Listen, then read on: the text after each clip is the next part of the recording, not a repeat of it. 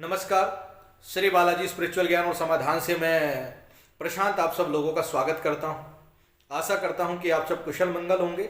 आपके स्नेह और प्रेम से हम भी कुशल मंगल हैं और मैं बालाजी महाराज की पवित्र शक्तियों से कामना करता हूं कि आप सबका मंगल हो और आप सबको हनुमान जी की भक्ति प्राप्त हो।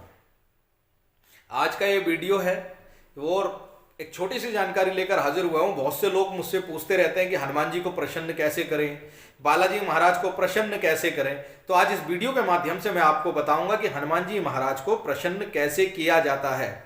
दो तरीके बताऊंगा।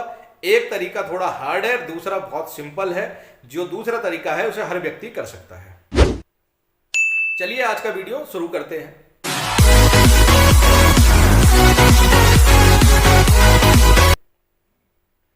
हनुमान जी महाराज कलयुग के पूजनीय देव हैं और अति शीघ्र प्रसन्न होने वाले देवों में से एक है।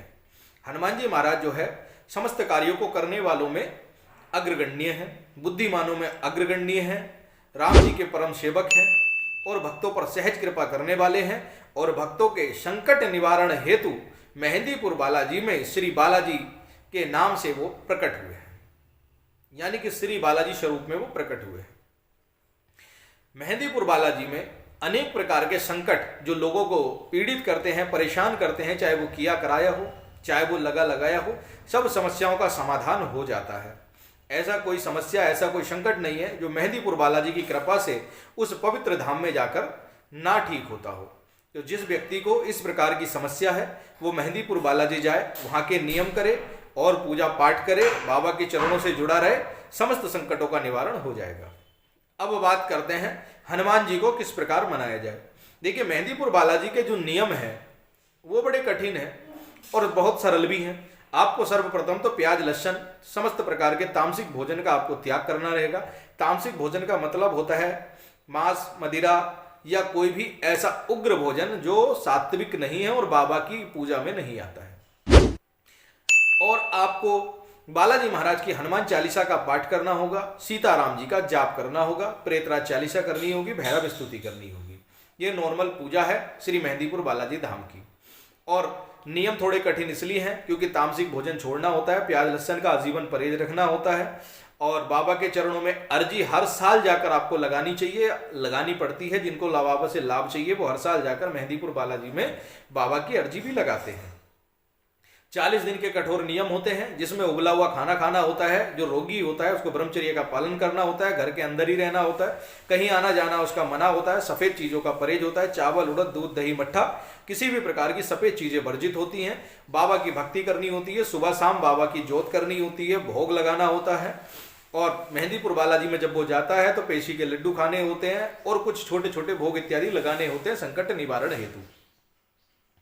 लेकिन फिर भी बालाजी की कृपा प्राप्त नहीं हो पाती क्योंकि हमारे नियम सही रूप से नहीं चल पाते हैं।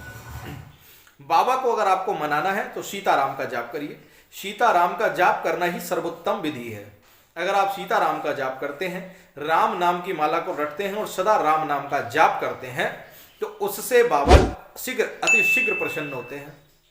सबसे सरल उपाय तो आपका यही है कि राम नाम की रट लगा लीजिए। राम नाम रटोगे तो बाबा प्रसन्न होंगे, आपके कार्य करेंगे, आपके बिगड़े कार्य बना देंगे। अब बात करते हैं, थोड़ा एक ऐसा तरीका बताता हूं जो सब व्यक्ति कर सकते हैं और करना भी चाहिए। हनुमान स्तवन का पाठ। किसका पाठ? हनुमान स्तवन। और हनुमान स्तवन क्या है? हनुमान स्तवन में जो है बाबा की स्तुति है।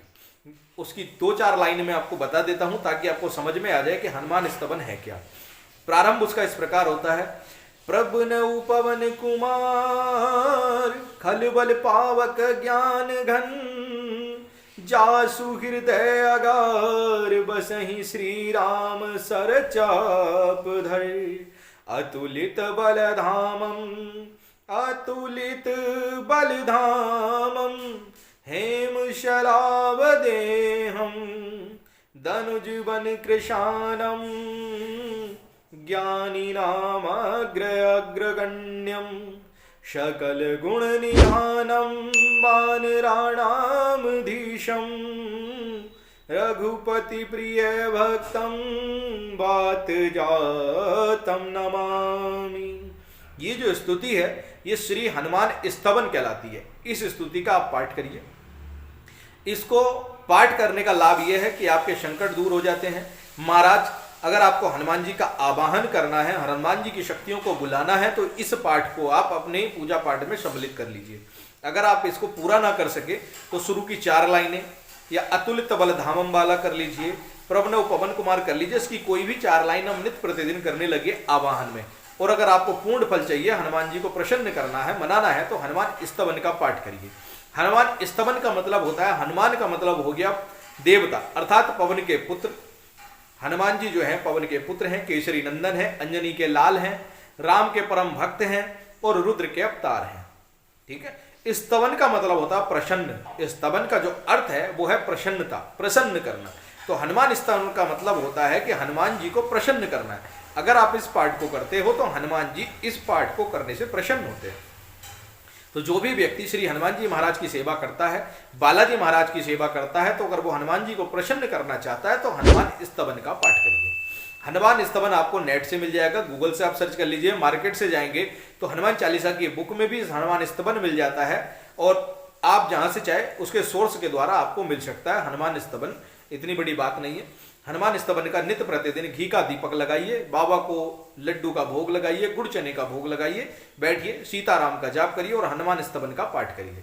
अगर आप हनुमान स्तवन का पाठ नियमित तौर पे करने लगे तो बाबा आपके घर में विराजमान हो जाएंगे। बाबा की कृपा आप लोगों पर होगी और बाबा की प्रसन्नता के कारण आप लोगों को उनका सुख मिलेगा, उनका आशीर्वाद मिलेगा, उनकी भक्ति मिलेगी। और जहां पर बाबा प्रसन्न हो जाते हैं वहां पर किसी भी प्रकार का संकट फिर आपको परेशान नहीं कर सकता। ये मैंने पाठ इसलिए बताया है क्योंकि बहुत से लोग बहुत बड़ी बड़ी पूजा करते हैं लेकिन उनको हनुमान जी पर भी प्रसन्न नहीं हो पा रहे हैं। तो आप हनुमान स्तवन का पाठ करना प्रारंभ कर दीजिए और बालाजी के नियमों को मानना शुरू करिए। प्याज लहसन का परहेज करिए, तामसिक भोजन का परहेज करिए, तामसिक विचारों का परहेज करिए और बाबा की सेवा में लग जाइए। हाँ, मैं ये नहीं कहता हूं कि आप ग्रस्त जीवन मत जीजिए। ग्रस्त जीवन आप जियो, कोई दिक्कत नहीं है। आप ग्रस्त जीवन में रहते हो, अच्छी बात है, लेकिन आपको नित्य प्रतिदिन बाबा की सेवा भी करनी चाहिए पूर्ण श्रद्धा और सात्विकता के साथ। जब आप ग्रस्त जीवन में होते हुए भी बाबा की सेवा करते हो तो वो सबसे बड़ा फल मिलता है। क्योंकि बालाजी महाराज ने कभी नहीं बोला कि मेरी सेवा करनी है तो आपको पूर्ण ब्रह्मचर्य का पालन करना होगा, अर्थात आजीवन ब्रह्मचारी का पालन करना होगा। बाबा का कहना यह है कि उनका खुद का निर्णय है कि वो ब्रह्मचारी रहेंगे। उन्होंने कभी किसी को नहीं कहा या किसी शास्त्र में ऐसा नहीं लिखा गया है कि अगर आपको हनुमान जी की पूजा करनी है तो आपको भी पूर्ण ब्रह्मचारी होना जरूरी है। आप ग्रस्त जीवन में रहकर भी श्री हनुमान जी महाराज की, बालाजी महाराज की पूजा अर्चना इत्यादि कर सकते हो, उसकी कोई मनाही नहीं है। और उतना ही फल आपको प्राप्त होगा, बाबा की उतनी ही कृपा आपको प्राप्त होगी जितना कि पूर्ण ब्रह्मचारी को होती है। ऐसा नहीं है कि ब्रह्मचारी को अलग मिलेगी और जो ग्रस्त जीवन में उसको अलग मिलेगी। नहीं, आप ग्रस्त जीवन में रहते हुए भी सेवा कर सकते हो, क्योंकि ग्रस्त जीवन सबसे बड़ा धर्म बताया गया है। शास्त्रों में भी ग्रस्त जीवन को बड़ा अत्युत्तम बताया गया। बड़े बड़े देवी देवता, हमारे जितने हिंदू देवी देवता हैं, सब ग्रस्त जीवन वाले हैं। चाहे वो राम ले लीजिए, श्री कृष्ण ले लीजिए, विष्णु भगवान ले लीजिए, ब्रह्मा जी ले लीजिए, महादेव माता पार्वती ले लीजिए, इंद्र इत्यादि जो भी आप देवी देवता देखोगे सब ग्रस्त जीवन वाले हैं। तो ग्रस्त जीवन को सर्वोपरि बताया गया है, लेकिन भक्ति भी सर्वोपरि है। ग्रस्त जीवन में रहते हुए आप भक्ति करिए, अपने कर्म करते हुए भक्ति करिए, बाबा की कृपा आप सब लोगों को प्राप्त होगी। और एक बार फिर बताता हूं कि हनुमान स्तवन का पाठ करना प्रारंभ कर दीजिए। जो लोग बाबा की विशेष कृपा चाहते हैं, बाबा की भक्ति चाहते हैं, वो हनुमान स्तवन का पाठ करें। उम्मीद करता हूं मेरी दी हुई जानकारी आपको अच्छी लगी होगी। यदि मेरी जानकारी आपको अच्छी लगी हो और अगर आप मेरी बात से संतुष्ट हो तो मेरे इस चैनल को सब्सक्राइब करें, पास आए बेल आइकन को दबा दीजिए और इस चैनल को अधिक से अधिक शेयर करिए, अधिक से अधिक भेजिए, ताकि हमारे 50 के जल्दी से जल्दी पूरे हो जाए और हमारी फैमिली भी थोड़ी बड़ी हो जाए। और हमारा जो है आप लोगों से प्रेम है, आप लोगों के लिए हम वीडियो बनाते हैं। जय श्री राम, जय श्री बालाजी महाराज, जय महाकाल।